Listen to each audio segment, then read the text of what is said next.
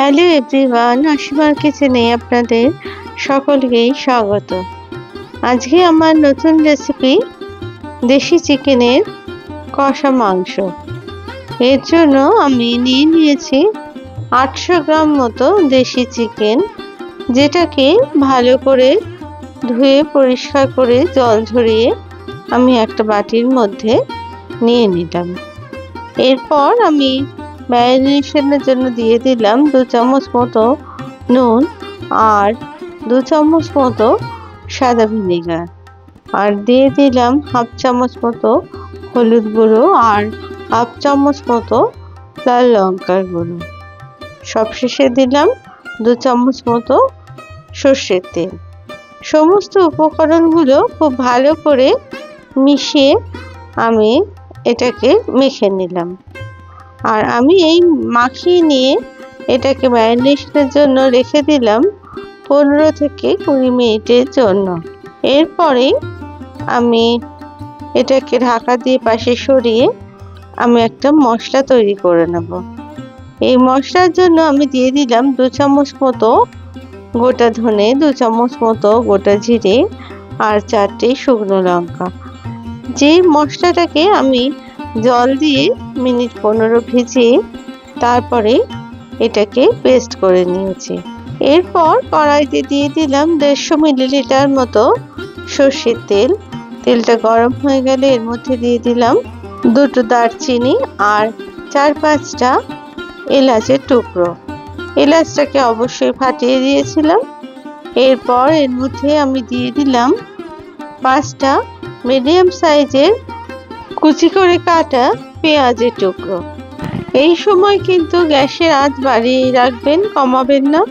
আর পেঁয়াজটাকে ভেজে নিতে হবে একদম লালচে করে, যতক্ষণ না পেঁয়াজের রং চেঞ্জ হচ্ছে ঠিক ততক্ষণ পর্যন্ত। দেখুন ভাজতে ভাজতে কিন্তু এর রং চেঞ্জ হতে শুরু করে দিয়েছে। এবার আমি এর মধ্যে দিয়ে দিলাম 2 চামচ মতো রসুন কুচি, যেটা আমি আগে থেকেই থেতো করে রেখে দিয়েছিলাম। এরপর ভালো করে রসুন কুচিগুলো ভাজতে থাকলাম পেঁয়াজের সাথে।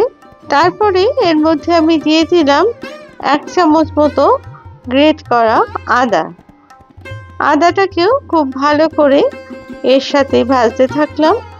এক্ষেত্রে মশলাটা না যদি বেটে এরকম গ্রেট করে অথবা থেতো করে দেওয়া যায়, তাহলে মাংসের স্বাদটা কিন্তু একটু অন্যরকমই আসে, আর সেটা কিন্তু দেশি চিকেনের ক্ষেত্রে খেতে বেশ ভালো লাগে।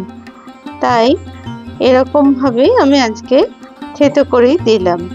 এরপর আমি দিয়ে দিলাম মিডিয়াম সাইজের 2টো টমেটোর কুচি। টমেটোর টুকরোগুলো খুব ভালো করে ভেজে নিতে হবে। আর এই সময় গ্যাসের আঁচ কিন্তু বাড়িয়ে রাখবেন। দেখবেন আস্তে আস্তে ভাজা হলেই এটা কিন্তু নরম হয়ে যাচ্ছে আর একদম পেঁয়াজের সাথে মিশে যাচ্ছে। ভাজতে ভাজতে টমেটো কুচিগুলো যখন একদম নরম হয়ে এলো, সেই সময় এর মধ্যে আমি দিয়ে দিলাম আগে থেকে ভিজিয়ে রাখা যে ধনে, জিরে আর শুকনো লঙ্কা ছিল, সেই পেস্টটাকে পুরো ঢেলে দিয়ে আবার ভালো করে এটা কষাতে থাকলাম টমেটো কুচি আর পেঁয়াজ কুচির সাথে। সমস্ত মশলাটা খুব ভালো করে ভেজে নিতে হবে যতক্ষণ না এর থেকে তেল ছাড়তে শুরু করছে। মশলা ভাজার মধ্যে আমি দিয়ে দিলাম মিক্সারে যেটুকু মশলা লেগেছিল সেটুকু জল দিয়ে ধুয়ে আমি সেটুকু জল দিয়ে দিলাম এই মশলার মধ্যে। তারপরে আবার ভালো করে এটা কষাতে থাকলাম।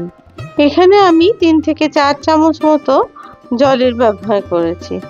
এরপরে দিয়ে দিলাম 1 চামচ মতো কাশ্মীরি লাল লঙ্কার গুঁড়ো, যাতে করে চিকেনের রংটা বেশ সুন্দর আসে সেই কারণে। তারপরে খুব ভালো করে এটা কষাতে থাকলাম। দেখুন আস্তে আস্তে কিন্তু পাশ থেকে তেল ছাড়তে শুরু করে দিয়েছে। এই সময় আমি যে ম্যারিনেশন করা চিকেনটা ছিল সেই চিকেনটাকে এবার দিয়ে দিলাম ওই মশলার মধ্যে। তারপরে হাই ফ্লেমে কিন্তু খুব ভালো করে এটাকে কষাতে থাকলাম। এই সময় কিন্তু আমি আলাদাভাবে কোনো নুন বা হলুদ দিলাম না, কারণ যেহেতু ম্যারিনেশনের সময় আমি এগুলো দিয়ে রেখেছিলাম সেই কারণে। এরপর ভালো করে কষিয়ে নিতে হবে মাংসটাকে, যাতে করে মাংসের মধ্যে মশলাটা ঢোকে আর মাংসের যে গন্ধ সেটা একদমই দূর হয়ে যায়। এরপর এইরকমভাবে 5 থেকে 10 মিনিট মাংসটাকে খুব ভালো করে হাই ফ্লেমে এটাকে কষিয়ে নিতে হবে।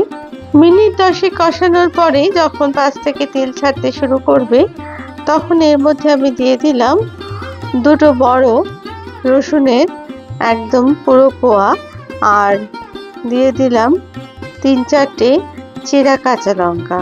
এই গোটা রসুন চিকেনের মধ্যে দিলে খেতে কিন্তু বেশ স্বাদের লাগে, আর যখন চিকেন কারিটা হয়ে যায় তারপরে কিন্তু রসুনটাও খেতে বেশ ভালো লাগে। এরপর আমি একটা ঢাকনা দিয়ে দিলাম মিনিট 5 জন্য। গ্যাসের ফ্লেমটা কিন্তু আমি বাড়িয়ে রেখেছি। দেখুন কতটা জল বেরিয়ে গেছে চিকেনের থেকে। এরপর ভালো করে নাড়াচাড়া করে আবার চিকেনটাকে আমি ওপর নিচ করে আবার মিনিট 10 জন্য ঢাকনাটা দিয়ে দিলাম। এই সময় আমি কিন্তু গ্যাসের আঁচটা একটু মিডিয়াম করে রেখেছিলাম, যাতে করে চিকেনটা ভালো মতো সেদ্ধ হয় সেই কারণে। তারপরে আবার খানিকক্ষণ ভালো করে চিকেনটাকে কষিয়ে নিলাম। যেহেতু ভিনেগার আর টমেটো দিয়েছি, তাই টক ভাবটাকে ব্যালেন্স করার জন্য দিয়ে দিলাম ছোট চামচের 1 চামচ চিনি। তারপরে ভালো করে আবার মাংসটাকে কষাতে থাকলাম। এইভাবে নাড়াচাড়া করে কিন্তু এই দেশি চিকেন রান্না করে নিতে হবে। আর এটা কিন্তু কোনো প্রেসার কুকারে দেওয়ার দরকার নেই, তবে আপনারা চাইলে দিতে পারেন। যেহেতু ঢাকা দিয়ে আমি এটা রান্না করলাম আর ভালো করে নাড়াচাড়া করে, তার জন্য এটা কিন্তু এমনিতেই কড়াইতেই এটা তৈরি হয়ে যাবে।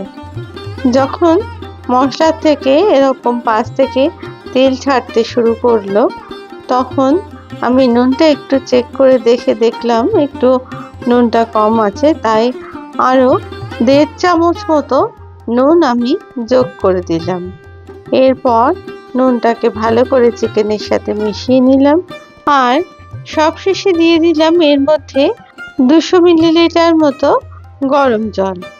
এই জলটা দিলাম যেহেতু মশলাগুলো আর চিকেনটা ভালো মতো সুসিদ্ধ হয় তার জন্য। আর এই সময় একটা ঢাকনা দিয়ে দিলাম, আর ঢাকনাটা মিনিট 5 জন্য ঢেকে দিলাম। এই সময় গ্যাসের আঁচটা বাড়িয়ে রাখলাম, আর 2টো কাঁচা লঙ্কা দিয়ে মিনিট 5 পরে ঢাকনাটা খুলে দিলাম। আর এর মধ্যে দিয়ে দিলাম 1 চামচ মতো চিকেন মশলা। এই চিকেন মশলা দিলে এই চিকেন কারির ঝোলটা কিন্তু খেতে বেশ ভালো লাগে। আপনারা অবশ্য চাইলে গরম মশলারও ব্যবহার করতে পারেন। এরপর গ্যাসটাকে অফ করে দিয়ে আমি একটা ঢাকনা দিয়ে রেখে দিলাম। মিনিট 5 পরে দেখুন ঢাকনা খুলে দিলাম, কত সুন্দর এই চিকেন কারি তৈরি হয়েছে। এই রেসিপি যদি আপনাদের ভালো লেগে থাকে তাহলে প্লিজ লাইক, শেয়ার আর কমেন্টস করতে ভুলবেন না। আর আপনারা যদি আমার চ্যানেলের নতুন বন্ধু হন তাহলে প্লিজ চ্যানেলটিকে সাবস্ক্রাইব করে দেবার অনুরোধ রইল। আর পাশে থাকা বেল আইকনটিকে প্লিজ প্রেস করে দেবেন, যাতে করে নতুন রেসিপি দিলে সহজেই তা আপনাদের কাছে পৌঁছে যায়। এই রকম চিকেন কারি খুব সহজেই কিন্তু আপনারা বাড়িতে বানিয়ে নিতে পারেন। আর যদি চান এর মধ্যে কিন্তু আলুরও অবশ্যই ব্যবহার করতে পারেন। আবার নতুন রেসিপি নিয়ে আপনাদের সাথে দেখা হবে। আপনারা সবাই ভালো থাকবেন। ধন্যবাদ।